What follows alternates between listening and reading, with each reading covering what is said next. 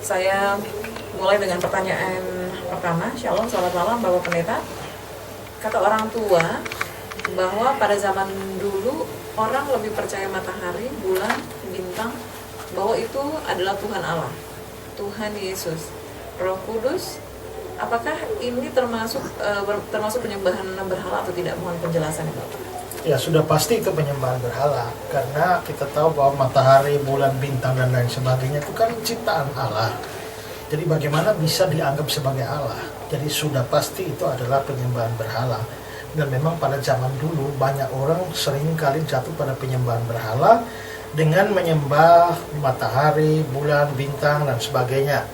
Misalnya di dalam Amos pasal 5 ayat 26, kamu akan mengangkut sakut rajamu dan kewan dewa bintangmu, ya. Jadi ada dewa bintang yang disebut sebagai kewan. Lalu juga kalau kita lihat kisah pasal 7 ayat 42-43, maka berpalinglah Allah dari mereka dan membiarkan mereka beribadah kepada bala tentara langit. Bala tentara langit adalah matahari, bulan, bintang, dan sebagainya, ya. Lalu ayat 43, tidak pernah, malahan kamu mengusung kemah Molok dan bintang dewa Refan. Bintang dewa Refan, ya. Jadi kita bisa lihat bahwa memang itu adalah kebiasaan orang pada zaman-zaman dulu menyembah matahari, bulan, bintang, dan lain sebagainya. Dan itu jelas adalah pengkhianatan kepada Allah, penyembahan berhala. Makanya Ayub sendiri mengatakan di dalam Ayub pasal 31 ayat 26, jikalau aku pernah memandang matahari ketika ia bersinar, dan bulan yang beredar dengan indahnya, sehingga diam-diam hatiku terpikat dan menyampaikan kecupan tangan kepadanya, maka hal itu menjadi kejahatan yang patut dihukum oleh hakim, karena Allah yang di atas telah kuingkari. Jadi kalau aku memandang matahari yang bersinar, bulan dengan indahnya, lalu diam-diam terpikat dan menyampaikan kecupan tangan. Ini kecupan tangan ini adalah kebiasaan orang-orang kafir kalau menyembah berhala. Jadi dengan kata lain, kalau dia sampai menyembah matahari atau menyembah bulan, bintang, dan lain sebagainya, hal itu dikatakan sebagai patut dihukum.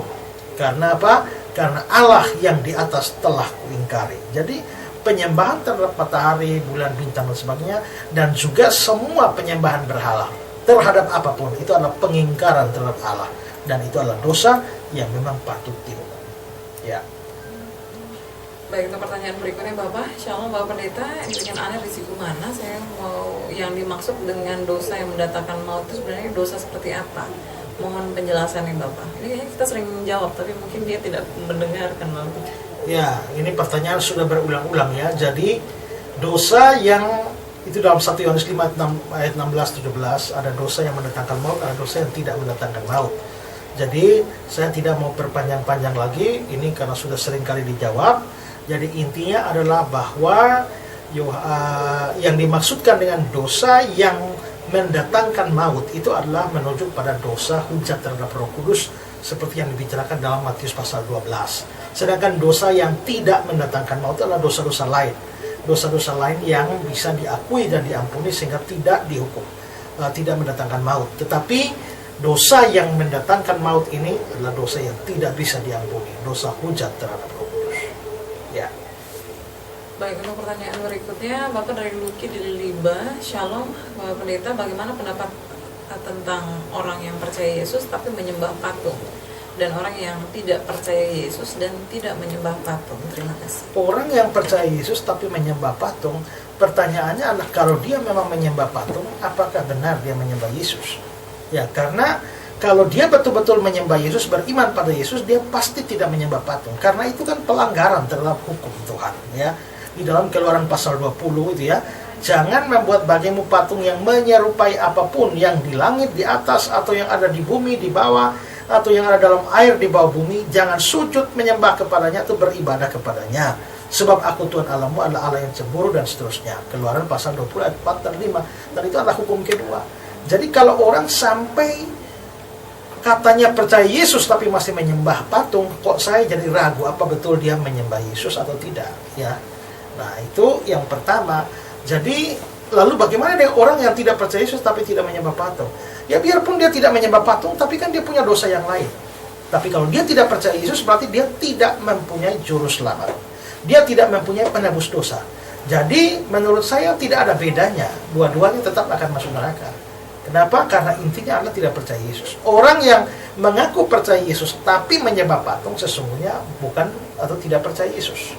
Dan orang yang tidak menyembah patung tapi tidak percaya Yesus, ya jelas tidak percaya Yesus.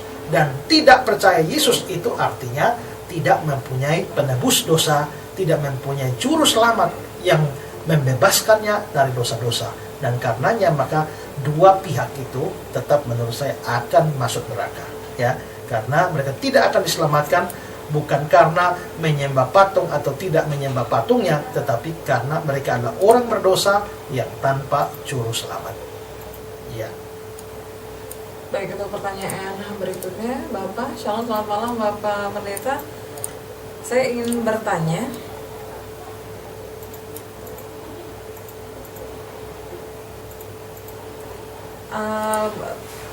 saya ingin minta penjelasan kepada kenapa Matius 22 ayat yang 27 ayat yang ke-44 tentang kedua penjahat yang menghujat Yesus, sedangkan pada Lukas 23 ayat 39 seorang dari penjahat yang menghujat Yesus. Ayat mana sebenarnya yang benar? Apakah kedua-duanya atau yang seorang saja? Di Matius 27 ayat 44 dibilang kedua penjahat menghujat Yesus. Lukas 23 ayat 39 hanya seorang. Dua-duanya benar. Ya, tapi dua-duanya menceritakan saat yang berbeda. Jadi Matius 27 ayat 44 itu menceritakan awalnya, sedangkan Lukas itu menceritakan akhirnya. Jadi apa intinya? Ceritanya. Jalan ceritanya adalah pada awalnya dua penjahat itu sama-sama menghujat Yesus. Tapi belakangan salah satu penjahatnya menjadi sadar. Salah satu penjahatnya menjadi sadar, dia bertobat. Maka temannya tetap menghujat, tapi dia mencegah temannya. Dia melarang atau menegur temannya yang menghujat Yesus. Jadi pertama, dua-dua menghujat itu betul. Itu yang dicatat Matius. Tapi belakangan satu bertobat. Dan yang satu bertobat ini, dia yang menghujat, yang satunya menegur, itu dicatat oleh Lukas. Jadi dengan kata lain adalah bahwa Matius mencatat bagian depan dari cerita itu, sedangkan Lukas mencatat bagian akhir dari cerita itu. Jadi dua-duanya sama-sama benar. Kalau saudara tahu tentang bagaimana wartawan-wartawan menulis berita, maka kita bisa lihat bahwa satu peristiwa itu bisa ditulis dari sudut pandang, ya, dari sudut pandang ini ya. Nah, kalau misalnya ada orang kecelakaan motor, ya, ada orang kecelakaan motor lalu ditolong oleh oleh orang kampung, ya, ditolong oleh orang kampung. Beberapa saat kemudian lalu datang ambulans membawa dia. Lalu wartawan yang satu menulis bahwa orang itu kecelakaan dan ditolong oleh warga. Tapi wartawan yang satu menulis belakangnya, dia bilang orang itu kecelakaan dan dibawa oleh ambulans. Mana yang benar? Ya sama-sama benar lah. Yang satu menceritakan bagian awal sebelum ambulans datang, ditolong oleh masyarakat. Yang satu itu menceritakan setelah datang ambulans, dan dia tidak mencatat waktu ditolong oleh masyarakat. Jadi di sini kita bisa lihat bahwa itu bukan bagian yang bertentangan, tapi ceritanya saling melengkapi. Ya, jadi cerita pertama dua-dua sama-sama menghujat, di tengah jalan salah satunya bertobat, tapi satunya tetap menghujat sampai akhir, dia tekun di dalam dosa sampai akhir, tapi yang temannya bertobat, dan yang bertobat itulah yang pada akhirnya diselamatkan oleh Tuhan. Ingatlah akan aku kalau engkau datang sebagai raja, katanya. Dan Yesus bilang, sesungguhnya hari ini juga engkau bersama-sama dengan aku dalam Firdaus. Nah, itu yang sudah bertobat. Jadi dia bertobatnya itu di atas salib, ya, setelah dia menghujat Yesus. Jadi tidak ada pertentangan dalam ayat-ayat itu, dua-dua sama-sama benar. Ya. Baik, untuk pertanyaan berikutnya Bapak, saya mau bertanya dari Matius 17 ayat yang ke-11 sampai ayat yang ke-13. Apa benar Yohanes Pembaptis itu adalah Nabi Elia? Mengapa Nabi Elia datang dalam sosok orang lain? Matius pasal 17 ayat yang ke-11. Jawab Yesus, memang Elia akan datang dan memulihkan segala sesuatu. Dan aku berkata padamu, Elia sudah datang, tapi orang tidak mengenal dia dan memperlakukannya menurut kehendak mereka. Demikian juga anak manusia akan menderita dan seterusnya. Nah, sebenarnya saudara, di sini yang dimaksudkan di sini itu Yesus mengatakan memang Elia akan datang dan memberikan segala sesuatu, dan aku berkata Elia sudah datang. Ya, Elia sudah datang. Ini tidak bicara soal Elia secara pribadi, ya, tapi itu merujuk kepada Yohanes Pembaptis, ya. Itu merujuk kepada Yohanes Pembaptis. Dan kalau kita lihat ya, Matius pasal 11 ayat yang ke-14 ya. Matius pasal 11 mulai ayat yang ke-13 saya baca ya. Sebab semua nabi dan kitab Taurat bernubuat hingga tampilnya Yohanes. Dan jika kamu menerimanya, ini Yohanes Pembaptis ya. Dan jika kamu menerimanya, kamu menerima Yohanes Pembaptis, dialah Elia yang akan datang itu. Dialah Elia yang akan datang itu. Jadi di sini kita bisa melihat bahwa dikatakan bahwa Yohanes Pembaptis itu adalah Elia. Tapi kalau kita melihat Matius pasal 16 ayat yang ke-14, itu dibilang jawab mereka, ayat 13, setelah Yesus tiba di Kaisarea Filipi, dia bertanya pada murid-muridnya, kata orang, siapakah anak manusia itu? Jawab mereka, ada yang mengatakan Yohanes Pembaptis, ada juga mengatakan Elia, ada juga mengatakan Yeremia. Jadi ada juga yang menganggap bahwa Elia itu adalah Yesus sendiri ya, adalah Yesus sendiri. Nah, karena itu maka di sini kita tidak bisa mengartikan semuanya secara harfiah bahwa Elia itu atau Yohanes Pembaptis itu adalah Elia, dalam artian bahwa dia adalah hasil reinkarnasi dari Elia. Reinkarnasi itu adalah satu konsep kelahiran kembali ya. Jadi misalnya saya sekarang ini ada dalam dengan nama Ezra, tapi sebenarnya saya dulu sudah pernah ada, misalnya mungkin sudah dahulu sudah pernah ada sebagai prajurit Jepang, misalnya begitu ya, tapi lahir kembali itu menjadi Ezra, seorang pendeta. Tapi nanti setelah saya mati saya bisa lahir ulang lagi, saya lahir mungkin bisa jadi presiden atau apa saja ya. Jadi itu terjadi kelahiran berulang-ulang, itu disebut reinkarnasi. Nah, maka kata-kata itu Yohanes Pembaptis itu di dalam Matius 14 ayat 11 ya, jika kamu menerimanya dia adalah Elia yang akan datang. Kalau dia Elia yang akan datang, itu tidak berarti bahwa dia betul-betul, Yohanes Pembaptis ini betul-betul adalah hasil reinkarnasi dari Elia. Itu tidak bisa dianggap seperti itu ya. Tidak bisa dianggap seperti itu karena kalau kita mau menganggap itu dia seperti itu, maka itu akan bertentangan dengan Yohanes pasal 1 ayat 21 ya. Dalam Yohanes 1 ayat 21 itu dikatakan begini ya. Ini saya baca dari ayat yang ke-19, Yohanes 1:19. Dan inilah kesaksian Yohanes ketika orang Yahudi dari Yerusalem mengutus beberapa imam dan orang-orang Lewi kepadanya untuk menanyakan dia, siapakah engkau? Dia mengaku dan tidak berdusta, katanya, aku bukan Mesias. Ayat 21, lalu mereka bertanya kepadanya, kalau begitu siapakah engkau? Elia? Dan dia menjawab, bukan. Nah, kalau begitu di sini Yohanes Pembaptis bilang, saya bukan Elia. Nah, kalau begitu ayat-ayat ini bertentangan? Tidak, ya. Waktu dia mengatakan bahwa aku bukan Elia, itu menunjukkan bahwa dia bukan reinkarnasi dari Elia. Tapi mengapa Yesus mengatakan dia Elia yang akan datang? Maksudnya adalah dia itu, Yohanes Pembaptis adalah nabi yang seperti Elia. Ya, nabi yang seperti Elia. Pertama adalah bahwa cara hidupnya itu agak aneh ya, seperti Elia. Ya. Kedua, semangatnya dalam pelayanan itu seperti Elia. Sama seperti Elia itu berhadapan dengan penguasa, yaitu Raja Ahab dan istrinya Isabel. Demikian juga Yohanes Pembaptis itu menegur dengan keras penguasa saat itu, yaitu Herodes Antipas, ya, yang mengakibatkan dia di penjara, ya. Dan juga kita bisa lihat juga bahwa Elia mempunyai jubah, Yohanes Pembaptis mempunyai jubah, ya, jubah kenabian. Jadi memang ada semangat Elia itu hadir di dalam kehidupan dan pelayanan Yohanes Pembaptis. Itulah sebabnya dia dianggap sebagai Elia.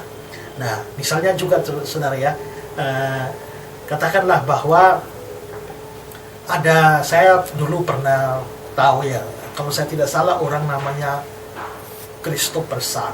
Christopher Sun adalah seorang penginjil dari Cina kalau saya tidak salah. Itu ya, itu dianggap dia sebagai Billy Graham, Billy Graham yang abad 20 begitu ya, atau Billy Graham baru gitu ya.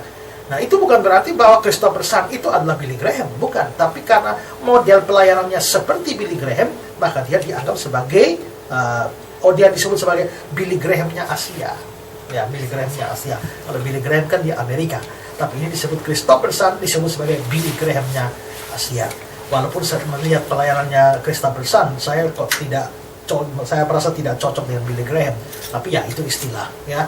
Nah, misalnya juga ada orang, misalnya pendeta Stephen Tong. Nah, ada orang bisa juga mirip, karena mirip pelayanan Stephen Tong, bisa dibilang Stephen Tongnya kalau Stephen Tong di Indonesia misalnya Stephen Tongnya Papua, kalau ada orang Papua pelayan seperti Stephen Tong, atau Stephen Tongnya Kupang kalau ada orang punya pelayanan mirip seperti Stephen Tong. Nah, begitu juga dengan Elia, karena Yohanes Pembaptis mempunyai pelayanan seperti Elia, maka dibilang dialah Elia yang akan datang itu. Tapi dengan pengakuan dia bahwa dia bukan Elia dalam Yohanes 1:21, itu menutup kemungkinan bahwa Yohanes Pembaptis adalah hasil reinkarnasi dari Nabi Elia. Ya.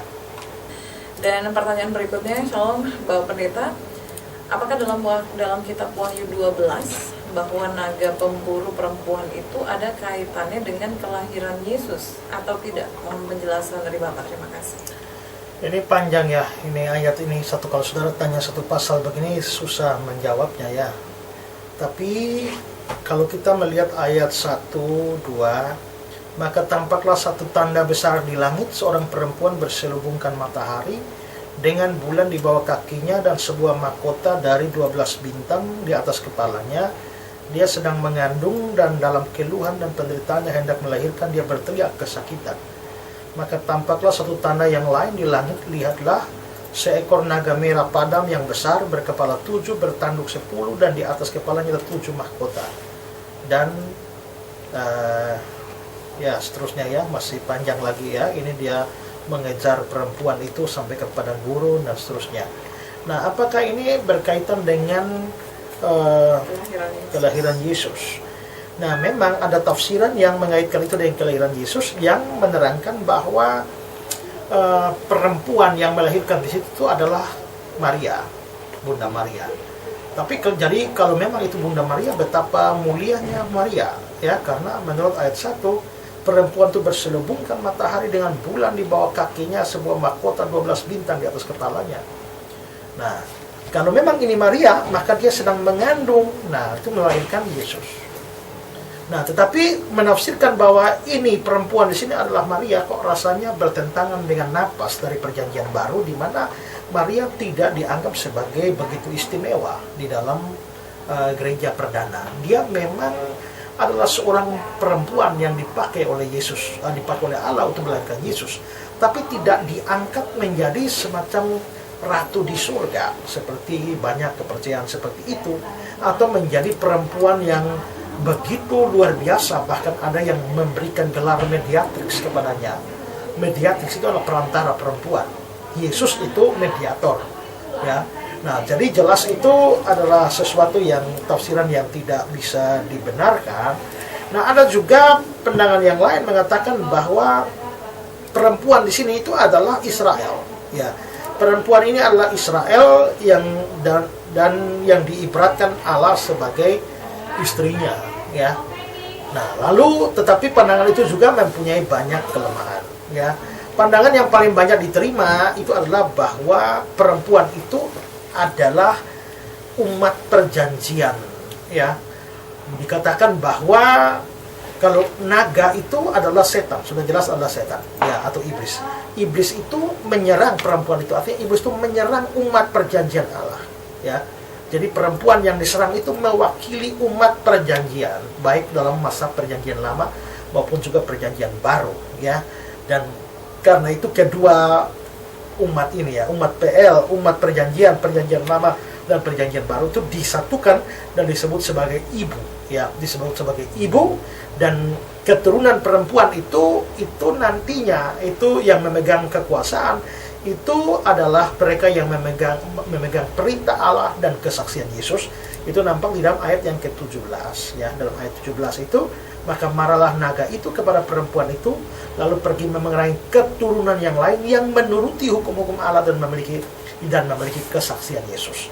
Ya, jadi di sini memang jelas bahwa itu tidak bisa diartikan harfiah. Ini harus diartikan simbolik. Jadi perempuan ini itu diartikan sebagai umat Allah yang diserang, atau ada juga yang menafsirkan sebagai gereja, ya, menafsirkan sebagai gereja di mana setan itu menyerang gereja sedemikian rupa waktu gereja menghasilkan orang-orang percaya kepada Tuhan. Jadi ini kelihatannya tidak ada kaitannya dengan kelahiran Yesus dari Bunda Maria.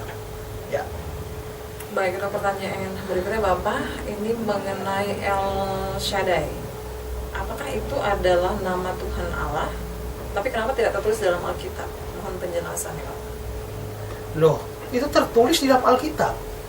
Itu tertulis di dalam Alkitab, hanya kan diterjemahkan ke Alkitab bahasa Indonesia. Kalau diterjemahkan ke bahasa Indonesia, ya El Shaddai-nya hilang. Ya, kan El Shaddai itu kan artinya Allah Maha Kuasa. Ya, El Shaddai, El Shaddai, Allah Maha Kuasa. Ya kan? Berarti El Shaddai Allah Maha Kuasa. Maka waktu saudara baca di Alkitab Allah Maha Kuasa, kalau saudara perhatikan bahasa Ibrani-nya adalah El Shaddai. Jadi memang tidak ditulis karena itu bahasa Ibrani-nya yang sudah diterjemahkan ke bahasa Indonesia. Kalau mau tahu ada, baca dalam Alkitab bahasa Ibrani, pasti ada ketemu El Shaddai, ya, El Shaddai, El Gibor, ya, dan Yahweh dan lain sebagainya. Kan tidak ada di dalam Alkitab Indonesia karena diterjemahkan. Jadi itu ada di dalam Alkitab bahasa asli, itu ada, ya. Jadi sebenarnya tidak ada masalah di sini. Tidak ada masalah, ya. Baik, untuk pertanyaan berikutnya Bapak, ini cukup unik. Apakah malaikat itu bisa berjumpa dengan manusia di zaman sekarang ini? Karena ada orang yang bersaksi bahwa mereka bertemu dengan malaikat. Kalau mereka bersaksi, kalau soal dilihat dari sisi kemungkinan saja, ya mungkin saja. Tapi bagi saya, tidak bisa kita membayangkan bahwa itu terjadi sesering di dalam Alkitab. Karena dalam Alkitab itu kita bisa lihat pada zaman itu orang-orang kan belum mempunyai kitab suci. Karena mereka belum punya kitab suci, jadi kadang-kadang Allah menyatakan kehendaknya atau pesan, menyampaikan pesan kepada umatnya atau orang tertentu itu dengan menggunakan malaikat. Nah, tapi pada saat kitab suci sudah selesai ditulis, Allah pada umumnya itu, pola umumnya adalah menyampaikan pesan kepada kita melalui firman-Nya yang tertulis, yaitu Alkitab atau kitab suci. Jadi tidak bisa orang selalu bertemu dengan malaikat itu, apa kepentingannya? Itu jadi hal yang harus kita pikirkan. Tapi soal memungkinkan, bagi saya ya mungkin saja, ya mungkin saja. Tetapi yang jadi persoalan adalah kalau orang sampai mengaku bertemu dengan malaikat, pertanyaannya adalah dari mana dia tahu bahwa itu adalah malaikat? Ya, nah ini harus ditelusuri. Orang-orang yang memberi kesaksian seperti itu, kita harus bertanya lebih banyak untuk memastikan yang betul dia lihat dan dia menafsirkan sebagai malaikat itu benar malaikat atau tidak, atau jangan-jangan itu malaikat kegelapan. Ya, nah itu makanya harus diperhatikan melalui kesaksiannya, harus ditanya dari jauh, baru kita bisa bikin kesimpulan. Ya. Baik, untuk pertanyaan berikutnya Bapak dari ini mau tanya tentang makna dari Yesaya 60 ayat 1. Bangkitlah menjadi teranglah, sebab terangmu datang dan kemuliaan Tuhan terbit atasmu. Yang saya selalu bilang ya, saudara-saudara yang mau bertanya tentang ayat ini, saudara harus jangan hanya kasih ayat. Saudara mau tahu apa di situ. Ya, misalnya bangkitlah menjadilah teranglah, sebab terangmu datang dan kemuliaan Tuhan akan terbit atasmu. Ini kan bisa memungkinkan banyak pertanyaan. Bisa pertanyaan, Pak, bangkit itu apa artinya? Apakah itu berarti orang mati bangkit? Atau saudara bisa tanya, sebab terangmu datang, terang kita itu bentuknya bagaimana? Ya, atau kemuliaan Tuhan terbit atasmu. Kemuliaan Tuhan itu yang bagaimana? Apa maksudnya terbit atasmu? Nah, kalau saya mesti jelaskan semua ini, frase demi frase ini akan panjang. Jadi kalau saudara mau bertanya ayat, ini bukan bagi saudara yang bertanya ini saja. Siapapun yang mau bertanya ayat, saudara harus jelaskan, kasih tahu kepada saya dari ayat itu apa yang saudara kepengen tahu. Nah, itu jadi yang mengajukan pertanyaan ini tolong kasih kirim ulang lebih jelas. Nah, misalnya saudara bilang mohon penjelasan itu di dalam Yesaya 60 ayat 1 ada kata-kata kemuliaan Tuhan. Itu apa artinya kemuliaan Tuhan? Nah, kira-kira begitu. Atau ada kata-kata terbit atasmu. Bagaimana cara terbitnya? Nah, itu saudara tolong kasih kirim ulang pertanyaannya supaya saya tahu maksudnya. Ya. Baik, itu pertanyaan berikutnya Bapak. Shalom, selamat malam Bapak Pendeta. Dalam Alkitab mengatakan bahwa suatu saat nanti Yerusalem baru akan ada di dunia ini. Dan apakah neraka juga akan ada di dunia ini? Terima kasih. Yerusalem baru akan ada di dunia ini, saudara tahu dari mana? Yerusalem baru memang dibicarakan dalam Alkitab, tapi akan ada di dunia, itu tahu dari mana? Sedangkan pada akhir zaman dunia ini sudah dihancurkan, ya.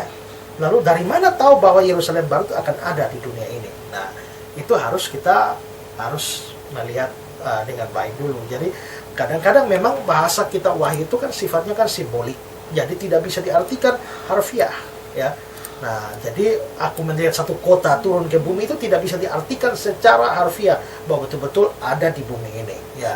Nah, tapi kalau saudara tanya bahwa apakah suatu saat nanti neraka juga akan ada di dunia? Tidak. Kenapa? Karena baik surga maupun neraka itu adalah suatu keberadaan di dalam dimensi kekekalan. Nah, di dunia ini itu namanya dimensi sejarah. Dimensi sejarah itu ada yang namanya ruang dan waktu. Nah, kita ada di dalam dimensi sejarah. Ada dalam dua ruang, ada dalam waktu. Tapi surga dan neraka ini bukan di dalam dimensi sejarah. Dia ada dalam dimensi kekekalan. Sehingga itu baru bisa ditemukan kalau orang keluar dari sejarah. Makanya ketika orang mati, jiwanya atau rohnya itu ada di surga atau ada di neraka.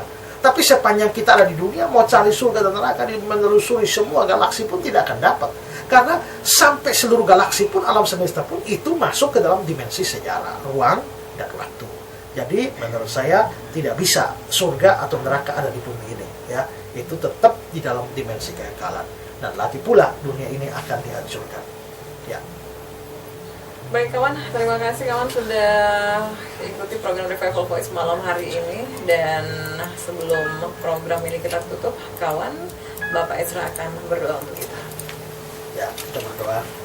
Tuhan, terima kasih karena kami sudah memakai beberapa waktu ini untuk belajar firman Tuhan, baik melalui renungan maupun juga acara tanya jawab. Ada pertanyaan-pertanyaan yang belum dijawab, Tuhan beri kesempatan supaya pada minggu depan kami akan menjawab pertanyaan-pertanyaan ini. Terima kasih Tuhan, kami serahkan semua untuk hormat kemuliaan bagi nama-Mu. Berkati setiap pendengar, berkati kami yang bertugas di studio, dan juga berkati radio ini, supaya makin jadi berkat bagi banyak orang. Kemuliaan hanya bagi Tuhan saja. Dalam nama Yesus kami berdoa. Amin.